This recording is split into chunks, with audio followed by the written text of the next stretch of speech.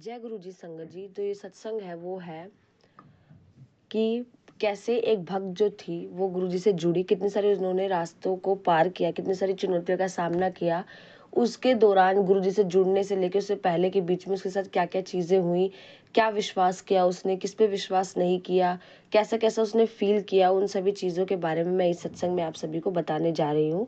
Part 1 में मैंने कुछ चीज़ें बता दी थी क्योंकि सत्संग काफ़ी ज़्यादा लंबा है, कहानी बहुत लंबी है और ये सच्ची कहानी है, सत्संग है। और मतलब ये जो सत्संग है वो मतलब एक पार्ट में पॉसिबल नहीं है बताना, इसलिए मैंने बहुत सारे पार्ट होंगे इसके। तो इसका पार्ट 1 मैंने इसी चैनल पे अपलोड कर दिया है। दूसरा पार्ट है ये सेकंड पार्ट, जिसमें वो बोलते हैं कि किस माध्यम से वो जुड़ी। तो जो भक्त थी वो किस माध्यम से जुड़ी और उनकी मम्मी भी जुड़ी। जो उनकी मम्मी थी, उनकी छोटी बहन जो थी वो पहले से गुरुजी से जुड़ चुकी थी, बहुत मानती थी। और फिर अचानक से एक टाइम आया, बात निकल के आई कि गुरुजी के बारे में उन्होंने बताना स्टार्ट किया। पर बताया तो उन्होंने बिलीव नहीं किया, नहीं नहीं ऐसा नहीं होता है। कहते हैं ना, जब नेगेटिविटी होती है इंसान पे तो सही रास्ते पे चलना बहुत इंसान नखरे करता है, नहीं ये नहीं, ऐसे नहीं होता, वैसे नहीं होता। वही कहीं हमें गलत रास्ते पे जाना होता तो इजीली इंसान चला जाता है। गलत रास्ते पे जाना है तो इसलिए इंसान चल जाएगा, वो नहीं सोचेगा एक बार भी उसके माइंड में थॉट नहीं आएगा ऐसे होगा वैसा होगा, नहीं। लेकिन जब इंसान को सही रास्ते पे जाना होता है ना तो बहुत सारे माइंड में क्रिएट होती है चीज़ें, ऐसे नहीं होगा वैसे नहीं होगा। तो वैसे ही उनकी जो छोटी बहन थी, जिस भक्त की मैं बता रही हूँ, उसकी मम्मी की जो छोटी बहन थी, वो बहुत बोलती थी गुरुजी के बारे में। सत्संग मतलब जो गुरुजी करवा रहे थे वही वो जो छोटी मासी थी उनकी वो कर रही थी कि गुरुजी के करे बिना तो कुछ नहीं होता। वो दिन रात गुरुजी का बखान करती थी, मतलब फोन पे जब बातें करती थी तो 2 घंटे, 3 घंटे, 4 घंटे, इतनी बातें होती थी लंबी लंबी, जो आज तक कभी नहीं हुई।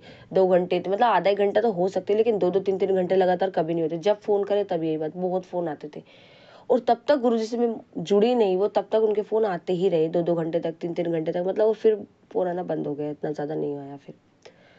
तो कहते हैं ना, जब गुरुजी को जुड़वाना होता है तो वो खुद से जोड़ के ही मानते हैं, किसी ना किसी को माध्यम बना के।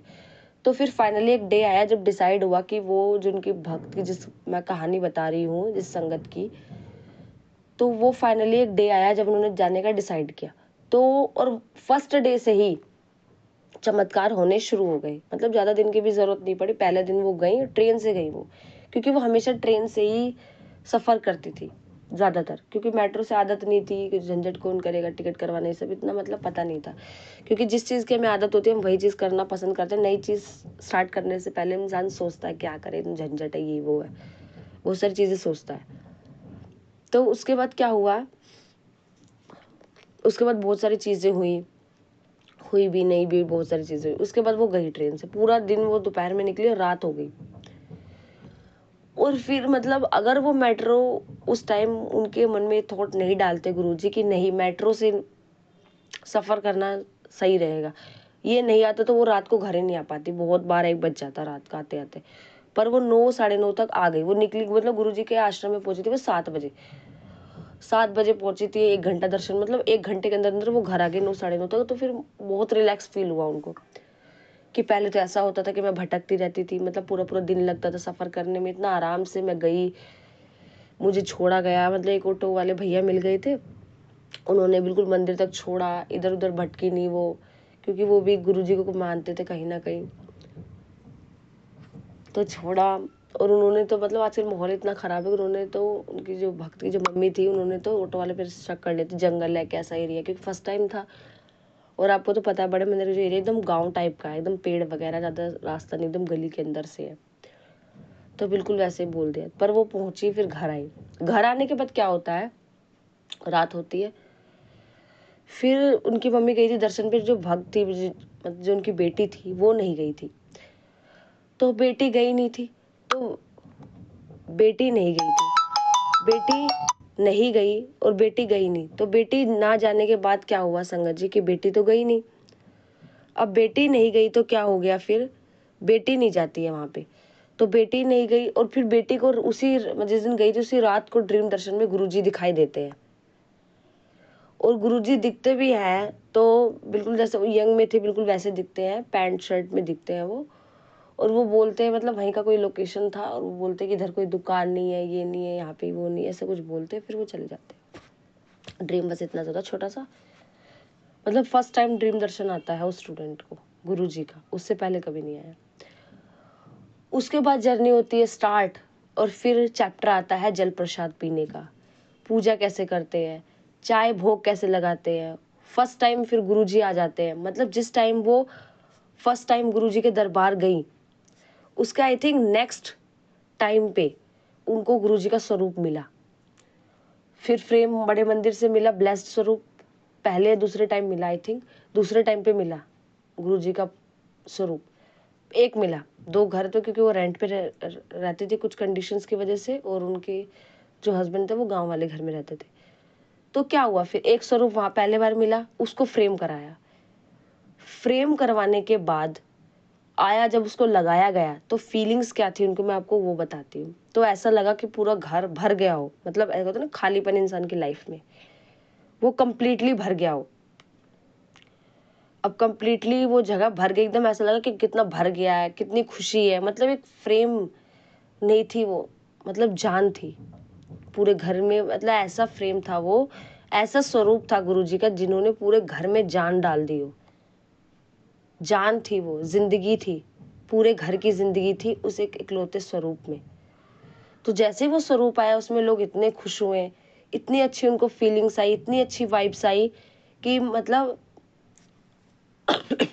सॉरी संगत जी, गला खराब है मेरा।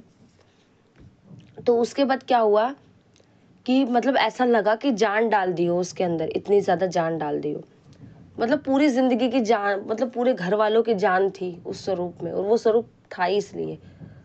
तब उस टाइम उस संगत को इतना महसूस नहीं हुआ, लेकिन बाद में उसे फील हुआ कि पूरी जिंदगी हमें, पूरे परिवार को जिंदगी देने के लिए आया है गुरुजी, जिस लाइफ का ही ठिकाना नहीं था। लाइफ में जीने में इतनी ज्यादा परेशानी, इतनी ज्यादा हेल्थ इश्यूज, टू मच, इसका कोई हिसाब नहीं था हर घर वाले को। मतलब जो मेन इंसान है, बच्चे इधर उधर भटकना और फैमिली मेंबर्स में हेल्थ खराब रहना। जब मेन मेंबर्स की हेल्थ अच्छी ना हो तो आपको पता है कि पूरी फैमिली, फिर कुछ नहीं हो सकता उस फैमिली का, सब उल्टा सीधा ही होता है, सब बेटाइम होता है, कुछ नहीं होता। तो वो आया, स्वरूप लगाया गया। उसके बाद 2-3 महीने बीते, उसके बाद एक और स्वरूप आया, और फिर वो गया गाँव वाले घर पे। उनके हस्बैंड बिल्कुल मानते नहीं थे कुछ, मतलब किसी को नहीं मानते थे, कुछ फीलिंग्स नहीं थी। लेकिन फिर मैं वो भी बताऊंगी कैसे कैसे डेवलप हुआ, क्या क्या हुआ, किस किस ने बिलीव किया, किसने नहीं किया, किसने क्या किया, सब कुछ। तो ये तो आया कि स्वरूप आ गया, चलो भाई। तो अब नेक्स्ट जितने जैसे जैसे गुरुजी करीब आए वैसे वैसे परेशानियां और भी बड़ी हुई। ये तो नहीं, गुरुजी जब आते हैं हमारी लाइफ में, जब हमारे जिंदगी में कोई किनारा नहीं होता बचने का, कहीं तरफ से भी रास्ता नहीं मिलता इंसान को, तब गुरुजी आते हैं। तो परेशानियां बड़ी बड़ी, नए नए दुश्मनों का क्रिएट होना, छोटी छोटी बात पे नाराजगी दिखाना, छोटी छोटी चीज़ों पे हमसे अलग बर्ताव करना इंसान, मतलब उनसे अलग बर्ताव करना और लोगों से अलग बर्ताव करना। मतलब बहुत सारी मुसीबतें, आसपास में मुसीबतों को खड़ा होना, लोगों की जेलसी फील करना, मतलब अजीब अजीब सी चीज़ें होना। और जब गुरुजी तभी आते हैं इंसान की लाइफ में, तब उसको कहीं से बचने का रास्ता ना मिले, तभी गुरुजी आते हैं। और गुरुजी आ चुके थे, और वो टाइम भी आ चुका था उन संगत का जब उसे बहुत सारी मुसीबतों का सामना करना था, बहुत बड़ी बड़ी मुसीबतों का, बड़ी बड़ी चुनौतियों का। तो गुरुजी आए इसलिए थे ताकि वो प्रोटेक्ट कर सके। तो प्रोटेक्ट करने के बाद क्या क्या हुआ, एक एरिया में गए जो कि चमार का एरिया था, और बोलते हैं ना कि बच्चे डिपेंड उस पर करते कंडीशन पे कि आसपास का माहौल कैसा है। आपको तो पता है कि शहरों में मतलब सोचते हैं इंसान चलो क्या करना है, जात पात से रह लेते हैं, पर एरिया वहाँ का अच्छा नहीं था। शिफ्ट हुए वहाँ पे, वो शिफ्ट होने के बाद क्या हुआ, शिफ्ट तो हो गए वो, लेकिन शिफ्ट होने के बाद भी बहुत सारी मुसीबतों का सामना करना पड़ा। एक तो रूम तो बड़ा था, लेकिन नेटवर्क इशू, बहुत सारी चीज़ें थी। उसके बाद सामान लगाते थे वो मेले में। आया नवरात्रि का मेला, पहले तो जिनका घर था उन्होंने बोला कोई दिक्कत नहीं है, आप लगा लो सामान को, आसानी से लगा लो, कोई दिक्कत नहीं। पर जैसे ही अर्निंग स्टार्ट हुई तो पता नहीं उनके मन में क्या जेलसी आने लग गई, सामान उठाना शुरू कर दिया, गायब होना शुरू कर दिया। इंसान सोचता चलो इनके पास किस चीज़ की कमी है, क्या ही करेंगे। और उनका छोटा बेटा बैठता था, तो उनको हटा हटा के सामान को गायब करना स्टार्ट कर दिया। सामान हटा, चलो फिर भी कुछ नहीं कहा, चलो भाई क्या ही कर सकते हैं, किसका नाम ले, किसने देखा, पर बैठते वही थे, लिया उन्होंने ही था। तो उसके बाद क्या हुआ, सामान लगाया, अर्निंग स्टार्ट हुई, चलो भाई इनकम सोर्स हुआ, घर में खुशी आई, चलो इनकम हो रही है, बहुत अच्छी बात है। 1000-1500 दिन के हो रहे हैं, बहुत अच्छी बात है मेले में। फिर क्या हुआ, संगत जी बार बार वो आके पूछते ये चूड़ियाँ कितने की है, बहुत सुंदर चूड़ियाँ हैं, ऐसा सामान है आपका, वैसा सामान है, मतलब बहुत अच्छा सामान है, लिपस्टिक कितने की मिल जाएगी, ये अच्छी वाली कितने की मिलेगी, सस्ती वाली कौन सी है, चूड़ी कलर कौन सी और भी चूड़ियाँ है, वगैरह वगैरह बहुत सारी चीज़ें पूछी।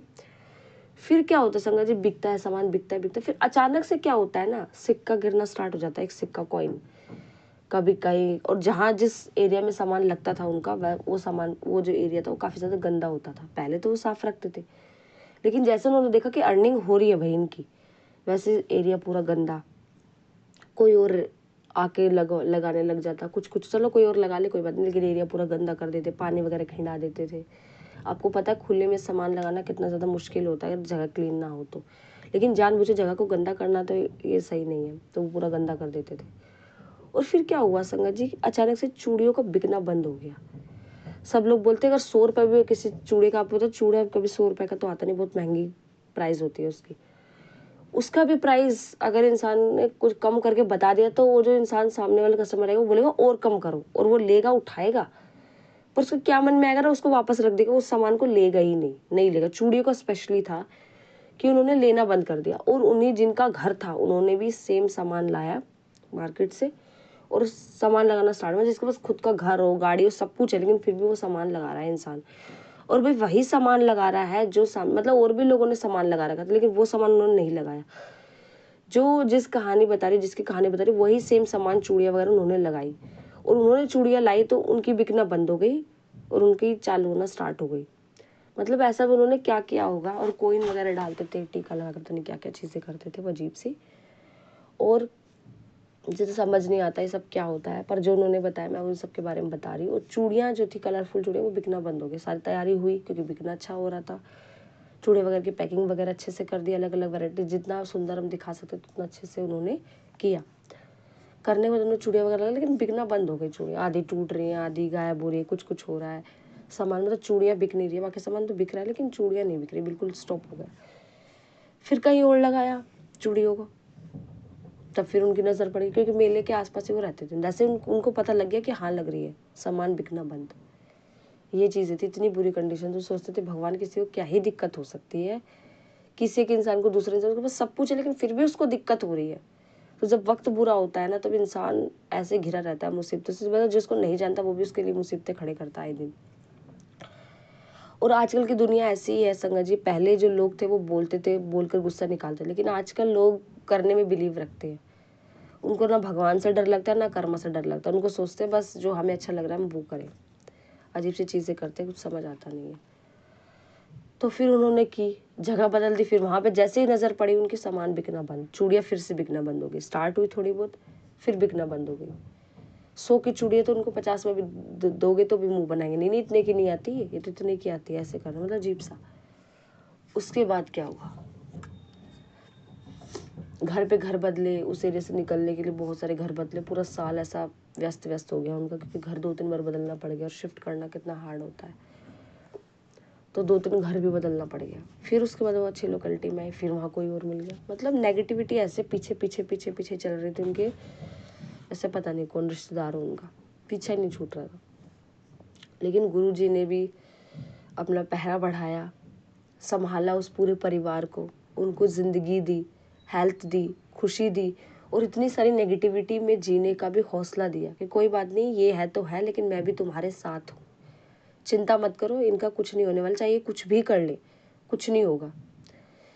तो इतनी सारी चीज़ों के बीच जब वो घिरे, उन सारी चीज़ों से वो, इन सारी चीज़ों से जब वो बचे तो उनको बिलीव हुआ,